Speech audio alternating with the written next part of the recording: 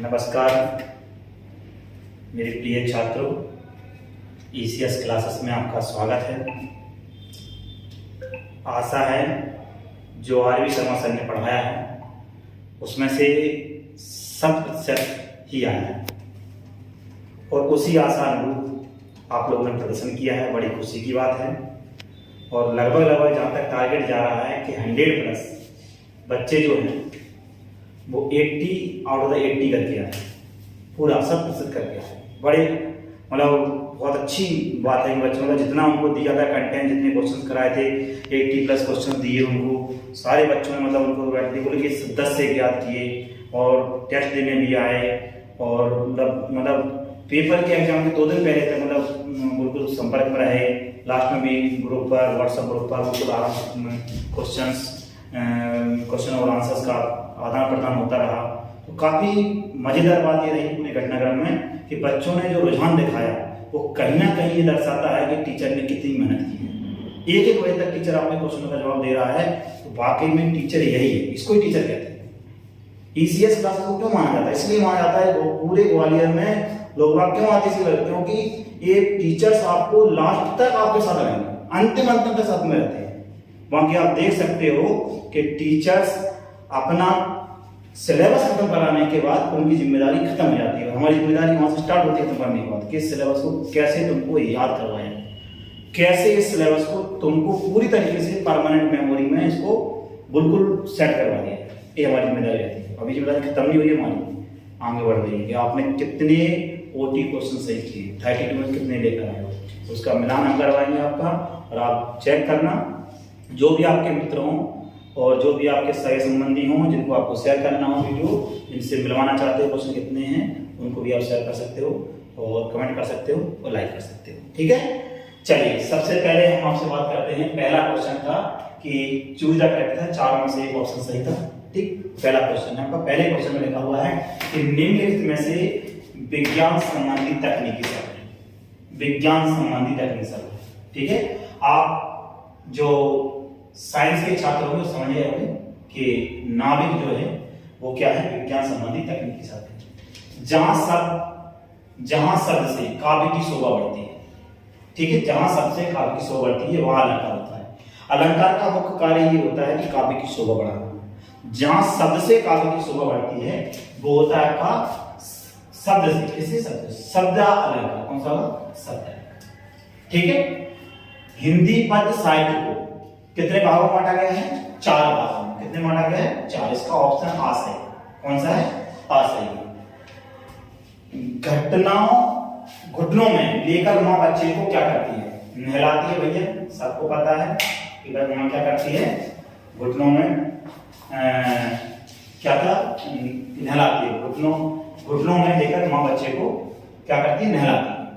किसकी गर्मी बाजार से अधिक सामान खरीदने पर विवश करती है?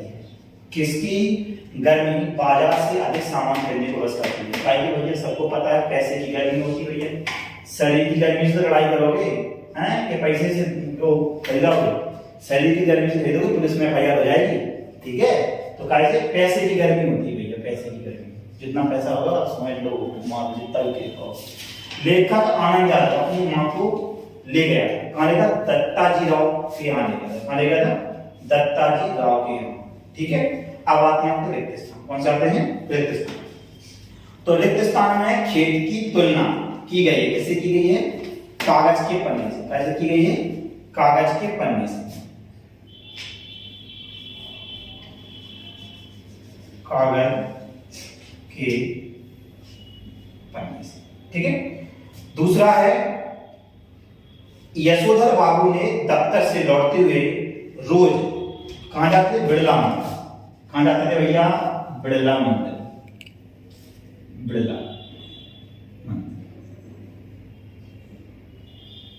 बिड़ला मंदिर जाते। तीसरा है जिस काव्य में एक उद्देश्य तथा एक विधेय होता है उसे कहते सरल वाक्य कहते हैं। क्या कहते हैं? तीसरे नंबर का सरल वाक्य कहते हैं। उसे कहते हैं सरल वाक्य। क्या कहते हैं? सरल वाक्य। ठीक है, जिन छंदों में मात्राएं गिनी जाती हैं उन्हें क्या कहते हैं? मात्रिक छंद कहते हैं। क्या कहते हैं? मात्रिक।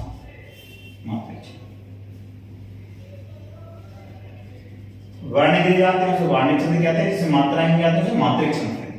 ठीक। संवाद लिखते समय लेखक गायब हो जाता है। लेखक क्या हो जाता है? गायब। लुट्टन के माता पिता उसे 9 वर्ष की उम्र में, कितने? लुट्टन के माता पिता उसे कितने? 9 वर्ष की उम्र, 9 वर्ष की उम्र में, 9 वर्ष की उम्र में, ठीक, जगह कम थी तो 9 वर्ष की उम्र में अनाथ बनाकर चले गए। ठीक। अगला है भूषण, जो थे रीतिकाल कवि थे। क्या थे? भूषण बहुत अच्छे कवि हैं और एक वीर गाथा काल के कवि माने जाते हैं और इनकी कविताएं जो है बहुत शानदार कविता है।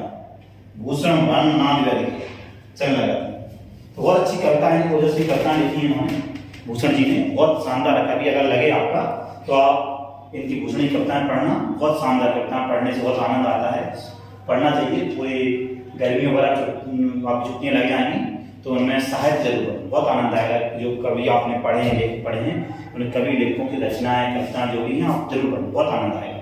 और पूरी मतलब उसमें एंजॉय करना, साहित्य पढ़ते रहना चाहिए, चाहे हिंदी का हो, इंग्लिश का हो। इससे क्या होता है, हमारी नैतिकता का पतन नहीं होता है और हम समाज के प्रति उत्तरदायी हो जाते हैं और वो बहुत अच्छे लोग वक्ता हो जाते हैं, प्रवक्ता हो जाते हैं, जितना आपके अंदर शब्दकोश हो जाए।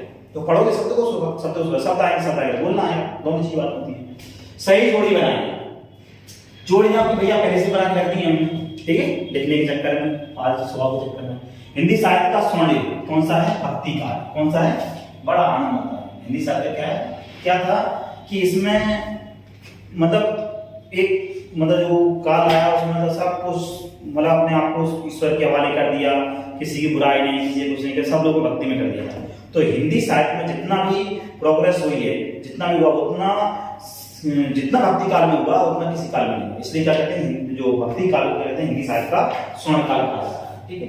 छायावाद के प्रवर्तक जयशंकर प्रसाद माने जाते हैं, जो कवि है जयशंकर प्रसाद जी, उनको छायावाद के प्रवर्तक माना जाता है। ठीक। मस्ती का संदेश हरिवंशराय बच्चन, उनकी पढ़ना। मस्ती सुन रहे हो भाई साहब? पी के टल्ली हो गए, कौन सा? मधुशाला, मंदिर मस्जिद बैर कराती, मेल कराती है मधुशाला, है तो बहुत शानदार लिखा है। कभी आपका उसके बाद आपका मन लगे तो आप पढ़ना जरूर इसको। आप जब पेपर खत्म हो जाए उसके बाद मधुशाला पढ़ना, बहुत शानदार कविता है। जो अपने अमिताभ बच्चन जी हैं, नायक है, जो महानायक है, नायक नहीं महानायक, नायक तो बहुत सारे, महानायक के पिताजी थे, उनका नाम था कर्नल हरिवंशराय बच्चन। उन्होंने कविता लिखी और सबसे अच्छी कविता, सबसे फेवरेट कविता, सबसे महान कविता था, चर्चा में रही है। उस कविता का नाम है आपका, कौन सा नाम है कि मधुशाला। क्या है? मधुशाला। उसको पढ़ने में बहुत आनंद आता है। जब आप डूब जाओगे ना तो आप खुद से पढ़ने लगोगे, फिर बोल लोगे कौन सी अच्छी है, कौन सी अच्छी है, कौन सी अच्छी है, देखोगे आप पढ़ने लगोगे। तो मस्ती का संदेश दिया था हरिवंशराय बच्चन जी ने। चौपाई छंद कितनी होती? 16 मात्राएं होती हैं, सबको पता है। 16 मात्राएं 4 चरण होते हैं, ठीक है, 16 मात्रा 4 चरण होते हैं, ठीक है। चित्रकार चितेरा, ठीक है, चितेरा। संपादकीय पृष्ठ अखबार की अपनी अपनी आवाज, अखबार की अपनी अपनी आवाज। संपादकीय पृष्ठ अपने पेपर पढ़ा होगा, संपादकीय पृष्ठ आता है जिसमें संपादक कुछ लिखता है, लेखक, या कोई किताब लाना, मासिक पत्रिका लाना, आप साप्ताहिक पत्रिका लाना, उसमें लिखा रहता है संपादकीय, संपादक क्या कहना चाहता है, ठीक है, अपने पाठक से कुछ कहना चाहता है, संदेश देना चाहता है, संपादकीय रहता है। तो क्या रहती है? अखबार की अपनी अपनी आवाज, ठीक है। जी तो आपकी क्या होगी? जोड़ी होगी। अगला है आपका एक वाक्य एक शब्द में होता है, ठीक है। तो पहला आपका है सोटा छंद, मात्राओं की दृष्टि से किस छंद का उल्टा होता है? सोटा छंद जो है दोहा छंद का उल्टा होता है। क्या होता है? सोटा जो होता है वो काय का होता है? दोहा छंद का उल्टा होता है। क्या होता है? दोहा छंद का उल्टा होता है। समझ रहे हो ना? देखना थोड़ा जगह काम है लिखने की मांग। क्या? सोटा छंद मात्राओं की दृष्टि से किस छंद का उल्टा होता है? दोहा छंद का उल्टा होता है। किसका होता है? दोहा छंद का उल्टा है। ऐसा लघु वाक्यांश जिसके प्रयोग से भाषा में सौंदर्य उत्पन्न होता है वह क्या कहलाता है? नाद कहलाता है। क्या कहलाता है? नाद। पर्याप्त जगह है यहाँ पे, आराम से लिख जाए, ठीक है। रेडियो नाटकों में पात्रों की पहचान किसके माध्यम से होती है? संवाद के माध्यम से। कैसे होती है? संवाद के माध्यम से। यहाँ जगह कम भैया देख लेना, इसमें हमें यहाँ लिख दिया इसका संवाद, जगह बहुत कम है। संवाद किसका है? रेडियो नाटकों में पात्रों की पहचान किसके माध्यम से? संवाद के माध्यम से होती है। इसका उत्तर क्या? संवाद। क्या है? संवाद। सिंधु घाटी सभ्यता में कौन कौन से फल उगाए जाते थे? कौन कौन से फल उगाए जाते थे? केला। कौन से उगाए जाते थे? केला। ठीक है। वैसे इसमें सिंधु घाटी सभ्यता में कौन कौन से फल उगाए जाते थे भैया? केला कहा गया। वैसे उगाए तो बहुत जाते थे, जौ था, चावल था। अब हो सकता है जौ चावल को फल में माने या ना माने, लेकिन अब क्या? केला। कौन कौन से फल माने जाते? तो लिखना हो तो लिख देना, जौ चावल भी लिख देना, लेकिन केला क्या है? केला। फल की बात की, कौन सी? फल की बात की। ठीक है। फसल होता तो केला सब कुछ आ जाता। ठीक। तो केला, जौ और चावल। किसकी आवाज मृत गांव में संजीवनी शक्ति भरती रहती थी? पहलवान की ढोलक की आवाज। किसकी थी? पहलवान की ढोलक की आवाज। इसका आंसर क्या है? पहलवान की ढोलक की आवाज। यह किसकी थी? पाठ पढ़ा है या नहीं पढ़ा है? पहलवान की ढोलक की आवाज। ढोलक की आवाज।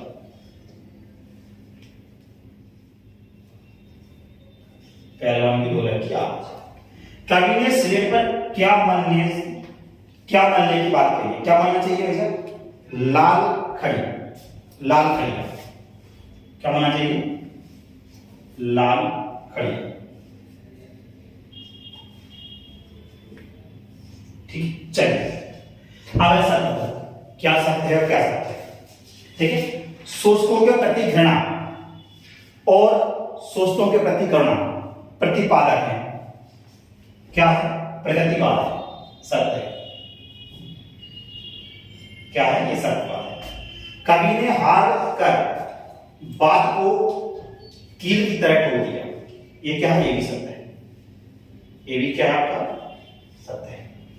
शेर के बच्चे का असल नाम लुट्टन सिंह पहलवान था। शेर के बच्चे का असल नाम लुट्टन सिंह पहलवान था। तो क्या है? असत्य है। क्या है? असत्य। असत्य। ठीक है। अगला है, सौदलकर मास्टर कविता बहुत ही अच्छे ढंग से पढ़ते थे। सत्य है। भैया कविता पढ़ना बहुत है ना, पढ़ना उसी को आता है जिसे लेबर तरीके से पढ़ पाए, समझ पाए। शब्द शक्ति 5 प्रकार की होती है। शब्द शक्ति 5 प्रकार की होती है। अच्छा एक रहेगा, राष्ट्रभाषा के लिए संपर्क भाषा शब्द का भी प्रयोग किया जाता है। सत्य है। सत्य है।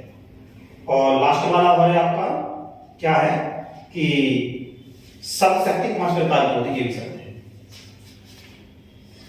ठीक है। जैसा हाँ ऐसा शब्द शक्ति 5 प्रकार की। कितने प्रकार की होती है? ये 3 प्रकार की। कितने प्रकार की? 3 प्रकार। ठीक है। शब्द शक्ति नंबर 5 प्रकार की। भैया अगला पेपर आपका इंग्लिश का है। आशा है कि आप लोग ग्रुप से जुड़े रहोगे और ग्रुप में आपके स्टूडेंट डरते रहेंगे, संपर्क में रहें। जिन लोगों की तैयारी अच्छी है वो और अच्छे मन से पढ़ें, तो जिनकी तैयारी जरा सी भी डाउट में लग रही है बिना झिझक के फोन लगाएं, बात करें, क्वेश्चंस पूछें। इंपोर्टेंट क्वेश्चन जो दिए गए हैं उन पर डिपेंड रहें, उनसे कोई बाहर नहीं जाएगा, तय मान लेना। और कल की क्लास में जरूर प्रस्तुत हो ऑफलाइन और ऑनलाइन। जो बाहर चले गए बच्चे उनके लिए ऑनलाइन व्यवस्था रहेगी, जो बाहर नहीं गए हैं यहाँ पर लोकल में उपस्थित है उनके लिए ऑफलाइन व्यवस्था रहेगी। जरूर अटेंड करें कल की क्लास। धन्यवाद। भैया एक अपना बनवाट में रह गया चंद्रगुप्त किसकी नाट्य रचना। चंद्रगुप्त किसकी नाट्य रचना ये रह गया था। ये आपका जयशंकर प्रसाद। कौन है?